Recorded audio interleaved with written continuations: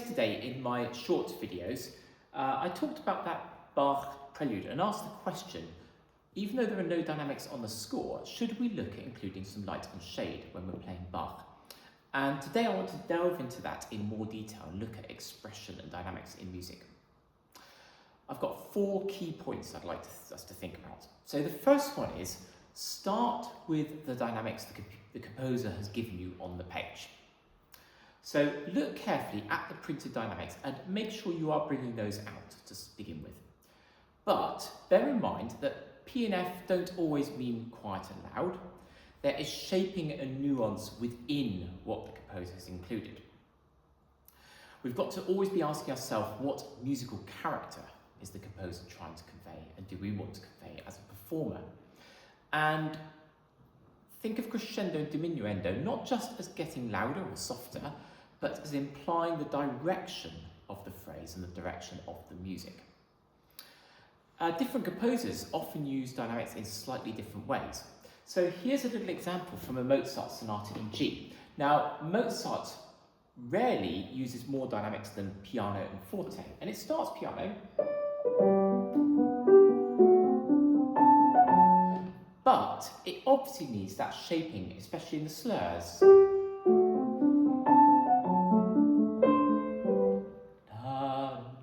And from bar 5, he's given us forte pianos.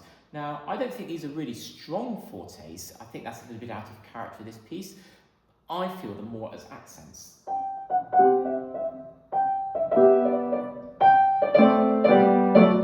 Building towards that forte. So think about what the composer is trying to achieve and think about the nuances within the dynamic contrasts in the music. My second point is to think about the direction of the phrase. Where is the phrase building to? Composers often will maybe mark piano at the beginning of a piece or whatever dynamic they wish. They won't necessarily put the hairpin markings, the crescendo, diminuendos, for every shape of every phrase. Let's think about this Chopin nocturne. It's marked piano.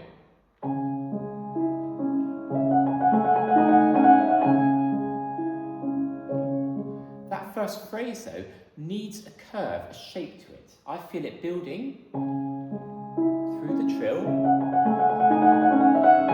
there, and then it comes, then it brings the volume down a bit there at the end of the phrase. And of course, don't just think of every individual phrase, but where the whole music's leading to. So the next phrase here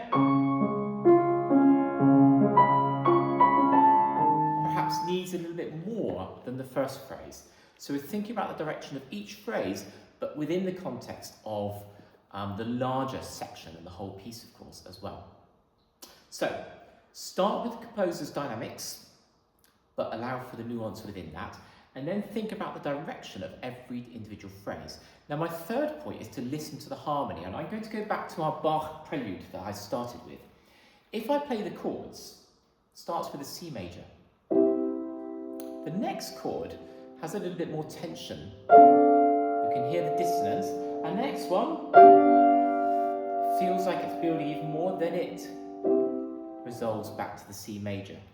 So although there are no dynamics, if I was playing this on a modern piano, where I can achieve the different loud and softs as opposed to the earlier keyboard instruments of Bach's time, I would think about the harmonies as I think about the shaping. Building.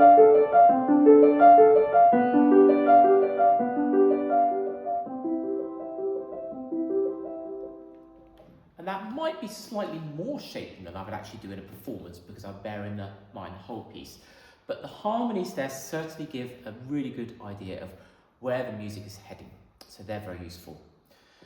The fourth point and final point is always use your ears. I'm always telling my pupils that piano practicing is much more about what our ears are doing than what our fingers are doing.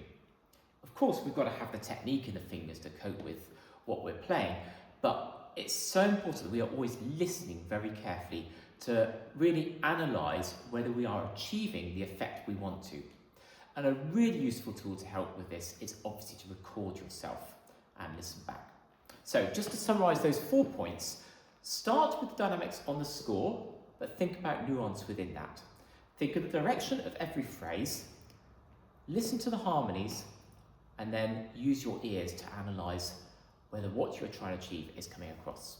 And I want to give you one very practical example. I'd like you today to think about taking an 8-bar phrase of a piece you are working on. Before you play it, think about the direction of the phrase or phrases. Then, once, play it wrong, play it completely flat with no dynamics. Then, try it again with shaping and thinking about the phrasing. And record both versions, listen to them back and see what you can discover from that. Now, if you've enjoyed this tutorial, on the 26th of August, I'm offering a free piano practice clinic, and I'd love for you to join me. It'll be online, and it's an opportunity for you to ask me any questions you wish about piano playing. I'll put a link to that in the description of this video, and you can also get my 7 keys to practicing smarter, which is another free resource. Thank you so much for watching, and do let me know how you get on with this in the comments below, and also let me know what question you might like me to look at next Thursday.